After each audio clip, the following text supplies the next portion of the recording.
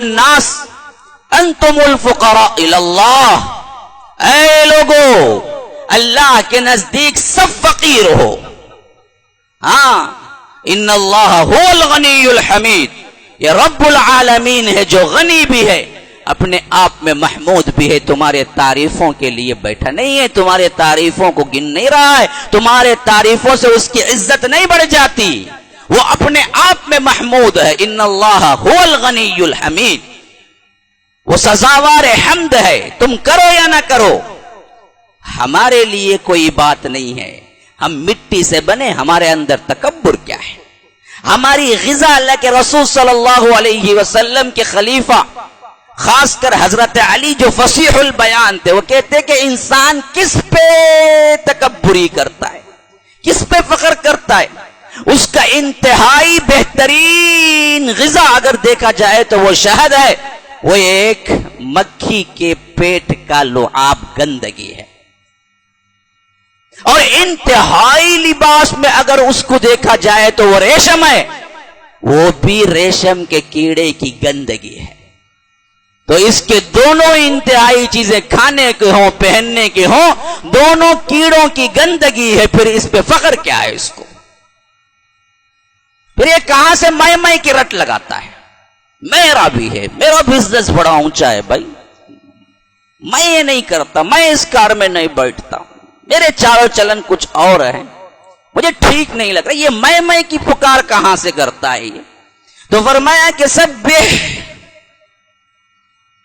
بیان کر تسبیح، اسم ربک الاعلی، جو اعلی ہے، ادنا نہیں ہے، اعلی ہے. سبحان ربی الاعلی، اس کا جواب اللہ کے رسول صلی اللہ علیہ وسلم دیا کرتے تھے، سبحان ربی الاعلی، پاک ہے اللہ تو اعلی ہے.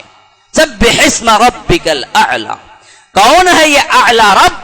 الذي خلق فسوى والذي قدر فهدى والذي اخرج المرعى فجعله غثاء احوى. یہ چار آیات میں اپنی ربوبیت، اپنی خلاقیت، اپنی نشانیاں، اپنی کائنات کو دکھا کے کہا یہ اعلی کون ہے؟ یہ ہے، یہ ہے، یہ ہے، یہ ہے.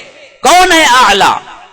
سبح اسم ربک الاعلی الذی خلق فسوى، وہی اعلی ہے رب جس کی شان بڑی ہے، جس نے تمہیں پیدا بھی کیا، برابر بھی کیا.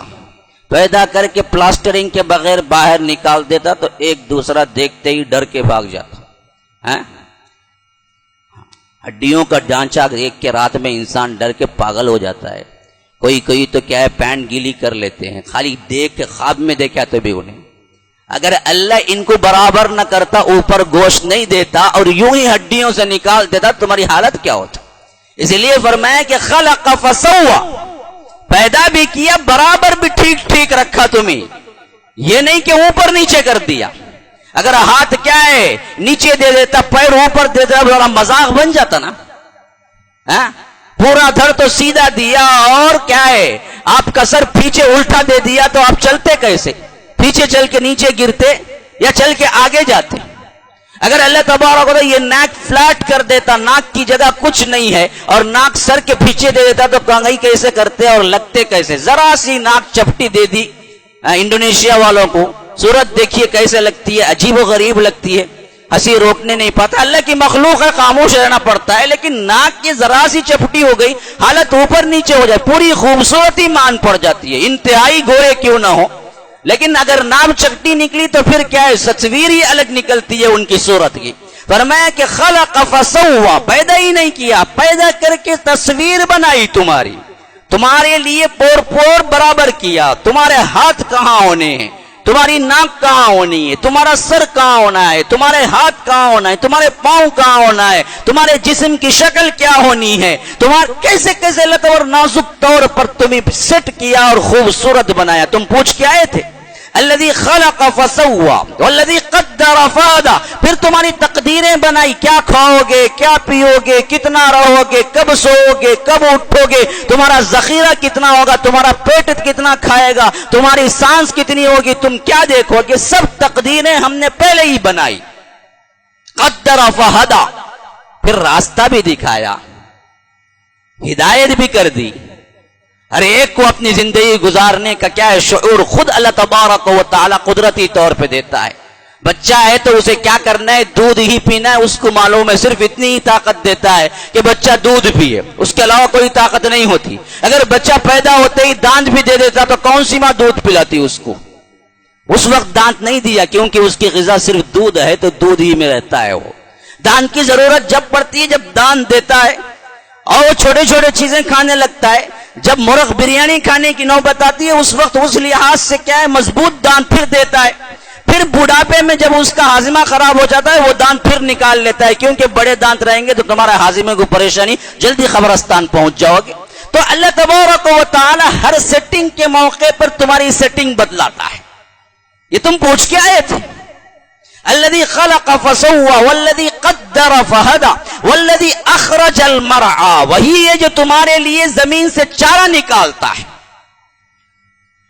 گائے بکریوں کے لیے ان کا چارہ گھاس, ہمارے لیے کیا ہے ہمارا چارہ گیہوں, بادام, کشمش, اخروٹ, ڈرائی فروٹس, کیا کیا نہیں بنا لیتا ہے انسان. لیکن آیا کہاں سے؟ وہی مرعا سے آیا ہے.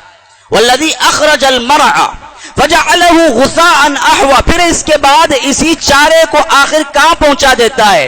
کالا سیاہ کچرا بنا دیتا ہے. غثاء احوا, جیسے کھایا بریانی کھائی, بریڈ کھائے, بریڈ حلوہ متنجن کھائے, لیکن کب تک جی؟ جب تک تمہارے حلق میں ہوتا ہے تب تک ہی نا. وہ متنجن ہے, بریڈ ہے, حلوہ ہے. پھر اس کے بعد ہوتا کیا ہے؟ وہ تمہارے لیے گندگی بن کے ہی باہر نہ نکلے تو تم ہاسپٹل پہنچ جاؤ. پھر تمہیں کتنا اچھا بھی کہو, نتیجہ کیا ہے؟ غصان احوا, کالا کچرا بنا کے کیا. یہی حال تمہارا خود بھی ہونے والا ہے. یہ دراصل ہر ایک کھاتے وقت سوچ لینا چاہیے. جو کھاتے ہو اس کو باہر نکالنا ضروری ہوتا ہے, وہ بھی گندگی کی شکل میں. یہی حالت تمہارے اپنے جسم کی بھی ہے کہ تم کتنا بھی بڑھا لو, کتنا بھی کیا ہے پالش کرتے رہو, بیوٹی پارلر میں پوری زندگی گزارنے کا ٹھیکہ لے کے رکھو, جیسے ہی جاؤ گے مٹی میں اور مٹی کا مٹی بن کے تم بیچارہ بنو گے. تم نے کیا ہے کھایا, تمہیں کھایا جائے گا. یہ روٹین ہے, قبر میں تمہیں کھایا جائے گا. 4-5 دن میں ناخن جھڑ جاتے ہیں, 7-8 دن میں جوڑ الگ ہو جاتے ہیں, 15-16 دن کے اندر تمہارا کیا ہے خیمہ بن جاتا ہے اور تمہارا پیٹ پھٹ جاتا ہے, غلاظت باہر نکل کے آتی ہے, حتیٰ کہ 40 دن میں تمہارا گوشت پوشت کا کوئی حصہ نہیں ہوتا سوائے ڈھانچے کے. یہ تمہاری حقیقت ہے, یہ یاد رکھ لو ہمیشہ. تم ہمیشہ رہنے والے نہیں ہو.